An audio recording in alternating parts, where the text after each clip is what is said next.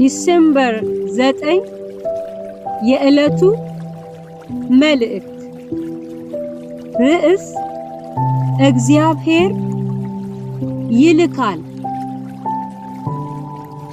የጌታንም ድምጽ ማንን እልካለሁ? ማንስ ይሄድልናል? ሲል ሰማሁ። እኔም እነሆኝ እኔን ላከኝ አልኩ። ትንቢተ ኢሳይያስ ምዕራፍ 6 ቁጥር 8። በዚህ ሳምንት ስለ ተልእኮ የጌታን ሐሳብ እንካፈላለን።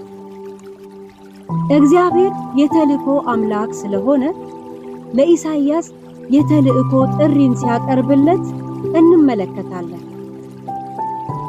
ለተልእኮ ከተጠራው ከኢሳይያስ ልምምድ ውስጥ 3 ነጥቦችን እንመልከት። አንደኛ፣ የተልእኮ መሰረት የእግዚአብሔር መገለጥ ነው።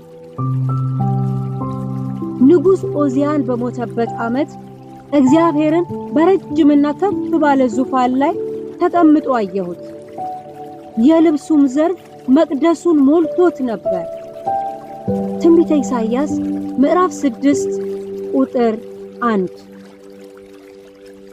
ንጉሥ ዖዝያን ቢሞትም እንኳ የነገሥታት ንጉሥ የሆነው ቅዱስ እግዚአብሔር በኪሩቤልና በመላእክቱ ዘንድ ቅዱስ እየተባለ ይመለካል። ስለዚህ የተልእኮ ሰው ወደ ተልእኮ ከመዝለቁ በፊት የተልእኮ አምላክን ማየት፣ ማወቅና ማምለክ ይጠበቅበታል። ሁለተኛ፣ የተልእኮ ሂደት የህይወት ለውጥና መታዘዝ ነው። እኔም ከንፈሮቼ የረከሱብኝ ሰው በመሆኔ ከንፈሮቻቸውን በረከሱባቸው ሕዝብ መካከል በመቀመጤ ዓይኖቼ የሰራዊትን ጌታ ንጉሡን እግዚአብሔርን ስላዩ ጠፍቻለሁና ወዮልኝ አልሁ። ትንቢተ ኢሳይያስ ምዕራፍ 6 ቁጥር 5። ቅዱሱን እግዚአብሔርን ያለ ቅድስና ማምለክ እንዲሁም ማገልገልም አይቻልም።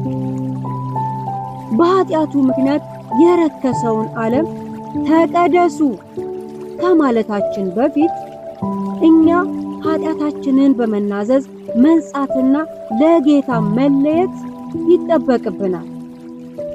ከመለየት ቀጥሎ መታዘዝ ይገባናል። እግዚአብሔር ማንንም አስገድዶ የመላክን አሰራር ሳይሆን ፈቃደኝነት የሚጠይቅ አሰራርን ይጠቀማል። ለዚህም ነው የኢሳይያስን ፈቃደኝነት የጠየቀው።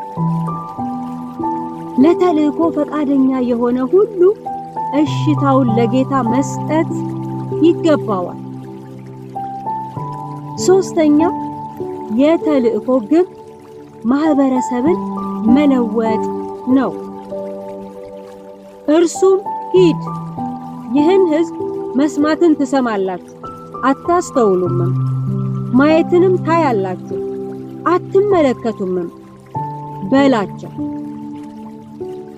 እግዚአብሔር ራሱን ገልጦ መልእክትን አሰንቆ አገልጋዮችን ሲልክ ትውልድን ወደ ራሱ ሐሳብ ለመመለስ መሆኑ ሊታወቅ ይገባል። እንግዲህ ስለ ተልእኮ ከላይ የተመለከትናቸው 3 ሐሳቦች መሰረታዊ ናቸው።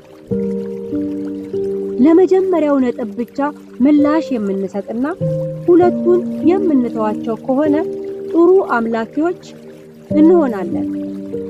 ሆኖም ራሳችንን መመልከት፣ ለጌታ መለየትና መታዘዝ የሚባሉ ልምምዶች ውስጥ መግባት አንችልም።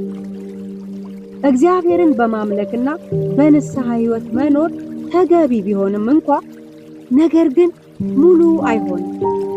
ይልቁንም እርሱን እያመለክን እየተቀደስን ወደ ተልእኮ መሻገርና ጌታን ለማገልገል ፈቃደኛ መሆን ይኖርብናል። ልምምዳችሁን እስቲ ቃኘት ታድርጉት። የቱ ጋር ናችሁ? ጌታ ዛሬም በእናንተ ሊሰራ ይፈልጋልና ለተልእኮ ምላሽ ስጡ።